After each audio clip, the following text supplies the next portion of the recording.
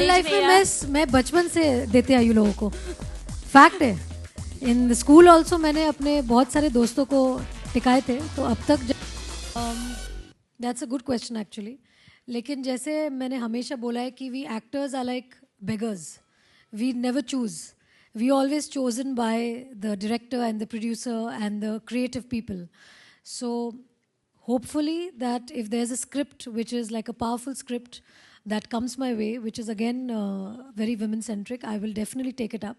But as I said that we don't choose, we just sit there and we wait to be chosen for a particular role, like how I was chosen for this film.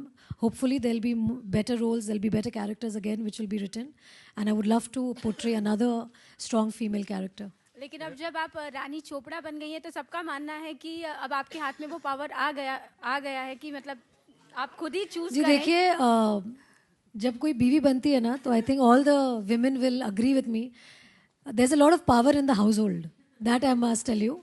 The house में बहुत power आ गया है, बाकी मैं कुछ नहीं बोल सकती। हाउस में अगर आप बोले कि yes there is the kitchen में जो पावर है वो है मेरे पास, तो प्रोडक्शन हाउस में कब आएगा? नहीं, प्रोडक्शन हाउस में I think there are very very capable and able people in the production house to take care of everything, and most importantly Adi being at the top, at the helm of everything, I don't think he requires anybody else. I'd like to rather take over the house and not the office. Rani Alok here from OFM. Where are you, Alok? पीछे हूँ मैं। हाँ, hello. मेरा सवाल है कि इसमें एक लाइन है, एवरी वॉर इज पर्सनल, तो इस लाइन से कितना इत्तेफाक रखती हैं आप रियल लाइफ में एंड रियल लाइफ में? Every war is personal. आप अभी आके मुझे छेड़ने लगेंगे, मैं आपको एक दूंगी ना कस के।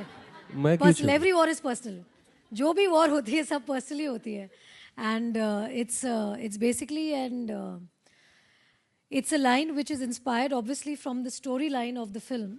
जो हमारे जो फिल्म की जो कहानी है उससे ही इंस्पायर होकर ये टैग लाइन निकाला गया है। तो जब आप फिल्म देखेंगे या आप ज़्यादा प्रोमोज देखेंगे जो भी जो आना शुरू होंगे, तो आपको समझ में आएगा कि ये टैगलाइन क्यों है।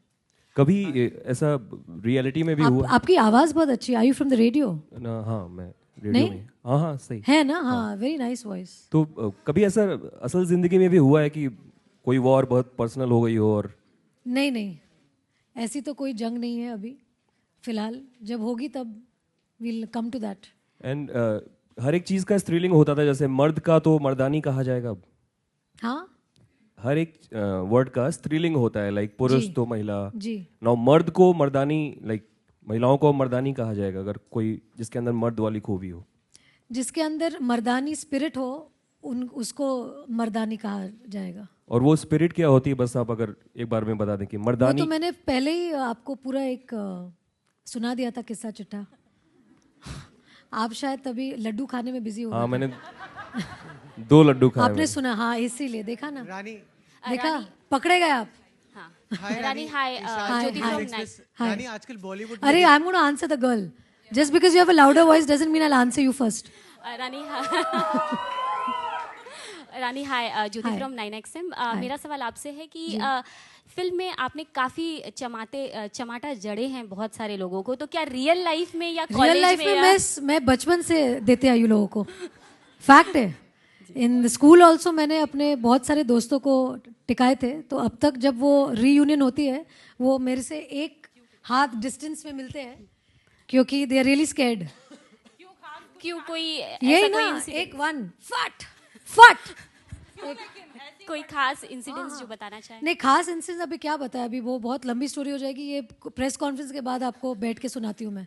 और मैं आपको भी बोलती हूँ कि कोई ऐसे आपके साथ छेड़खानी करे तो आप भी लगा देना 2।